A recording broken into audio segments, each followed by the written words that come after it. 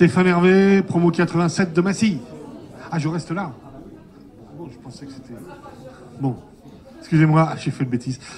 Promo 87 Massy, avec 20 ans dans l'industrie agroalimentaire avant de repartir dans les ressources humaines, quoi, plus exactement dans le recrutement, dans un cabinet qui s'appelle Manageria, spécialisé sur la filière agroalimentaire. J'adore les startups. J'ai eu la chance d'être mentor pour Techstar, dans l'incubateur de Métro en Allemagne pendant 3 ans, de côtoyer beaucoup de startups dans le milieu du food service, quoi, de la restauration. Et puis on s'est dit chez Manageria qu'on pouvait de temps en temps aider des startups. Alors c'était le cas avec Agri-Économie. Quand Agri-Économie s'est monté, ils sont venus nous voir en disant on va avoir besoin de monde parce que notre projet démarre et qu'on est vite submergé, on va avoir besoin d'agro, de spécialistes. Alors on a recruté un acheteur phyto, on a recruté un acheteur semences pour eux. On s'est mis d'accord, on savait qu'ils n'avaient pas forcément les moyens de grosses boîtes pour recruter, mais enfin bon, le projet nous plaisait, donc on a fait affaire. Et puis tout récemment, j'ai eu la chance de recruter Quentin qui vient de partir pour une autre start-up qui s'appelle Inari. Pas du tout connu pour l'instant, mais une belle aventure dans l'intelligence artificielle qui va un peu révolutionner le contrôle qualité des céréales.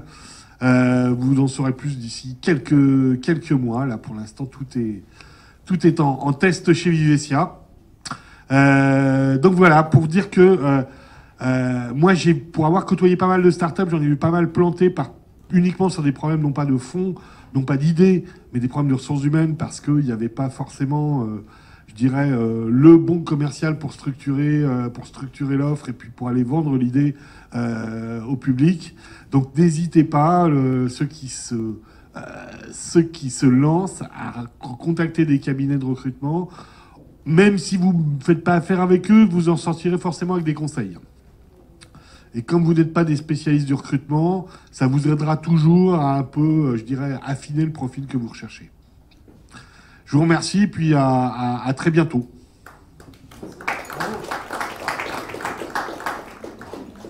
Bonsoir, Aude Bourruette-Auberto, avocate.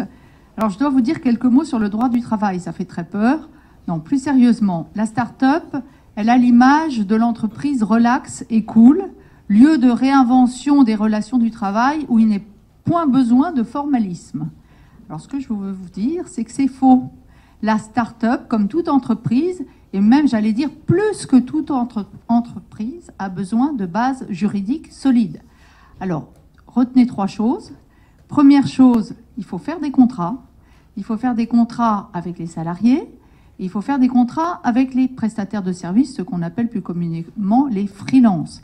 Pourquoi est-ce qu'il faut faire des contrats? Parce que c'est beaucoup plus facile de modifier, de se séparer quand on a un contrat que quand on n'en a pas. Ça, c'est une fausse idée de penser que parce qu'on n'a rien écrit, ça sera beaucoup plus facile. C'est l'inverse. Et dans un contrat, on organise à l'avance un certain nombre de choses sans faire des contrats de 10 pages. On pose les règles, on pose le cadre et tout est beaucoup plus simple. La deuxième idée, c'est que, il faut privilégier le contrat de travail à durée indéterminée au contrat de travail à durée déterminée. Là aussi, fausse idée de penser qu'un CDD, c'est beaucoup plus souple qu'un CDI. C'est faux. Un CDD, il y a des cas de recours complètement limités. C'est compliqué d'en sortir, ça coûte cher. Donc, privilégier le CDI. Là aussi, un CDI, bien sûr, bien rédigé. Troisième idée, attention à 2 choses. Attention à la durée du travail. C'est pas parce que vos salariés vous aiment, qu'ils trouvent que c'est super, que le projet est génial, qu'il faut se dire que c'est pas grave s'ils travaillent 24 heures sur 24, 7 jours sur 7. Bien sûr, il n'est pas question de faire des horaires de fonctionnaires, de pointer, mais pour autant, là aussi, il faut prévoir les choses dans le contrat de travail, parce que le jour où on ne s'aime plus, ou le jour où la start-up peut-être a un petit passage à vide, ça peut coûter très très cher. Dernière chose, vous y attendez, faites attention au modèle, n'hésitez pas à vous faire assister de conseils. Il vaut mieux un petit conseil en amont qu'ensuite venir quand il y a le torchon qui brûle et que c'est la catastrophe, parce que même un avocat ne fera pas de miracle. Voilà. Donc on a toujours besoin d'un avocat, mais venez le voir en amont avant qu'il y ait des problèmes.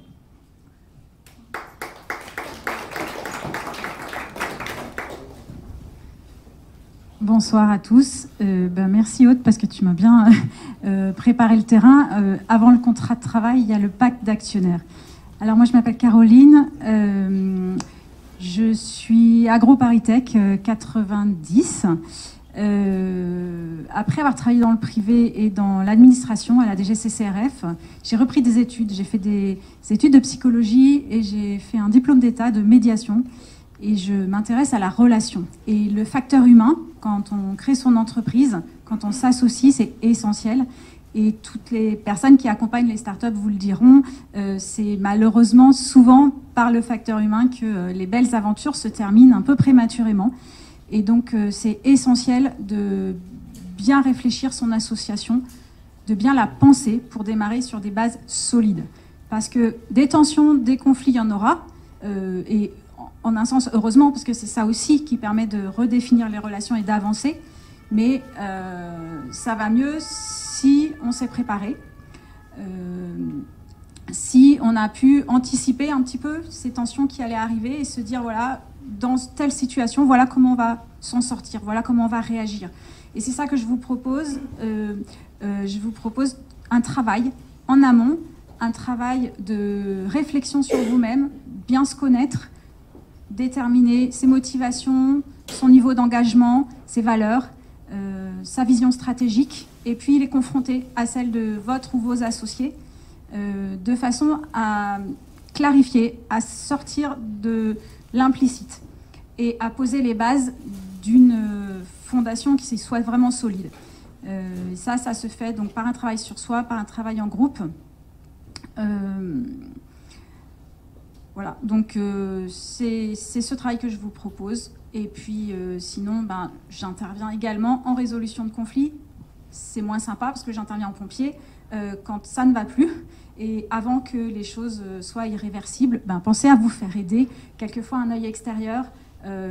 Voilà. Et un mode d'intervention, le mode d'intervention en médiation, c'est vraiment pas un mode expert. C'est-à-dire, c'est pas quelqu'un qui arrive qui va vous dire « Oh, mais voilà, vous n'avez pas fait ce qu'il fallait, il faut faire comme ça, etc. » C'est plutôt, moi, je vais plutôt vous aider à réfléchir, je vais plutôt aller vous challenger, vous titiller, vous bousculer, vous faire sortir de votre zone de confort pour réfléchir et pour que vous puissiez trouver les solutions à vos problèmes et à vos conflits.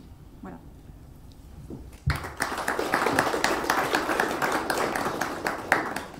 Bonsoir à toutes et à tous. Bertrand Grimm, donc associé Valtus. Donc nous, notre métier, c'est le management de transition.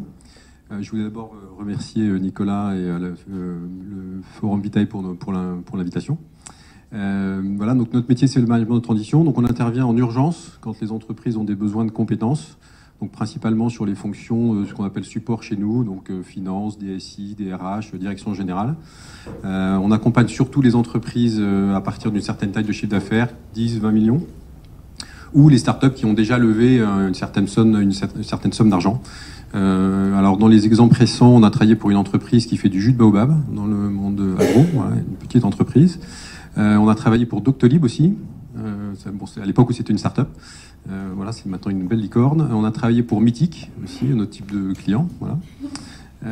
Donc on intervient au moment où vraiment il y a des besoins d'urgence. Alors on intervient soit pour prendre en charge des directions opérationnelles, donc comme j'ai dit, direction financière ou autre, ou c'est des moments de projet. Donc vous avez besoin d'organiser votre structure SI, vous avez besoin d'organiser votre structure juridique, vous avez besoin d'organiser vos process RH. Donc on va intervenir pendant quelques mois pour structurer les process, mettre en place les process avec un manager un peu senior. Et puis dès que les choses sont en place, vous n'avez pas besoin de quelqu'un d'aussi expérimenté. Le relais peut être pris par des gens voilà, qui vont vous aider à accompagner le développement de l'entreprise pendant les 5-10 ans. Voilà. Je vous souhaite autant de réussite que les entreprises que j'ai citées avant. Voilà.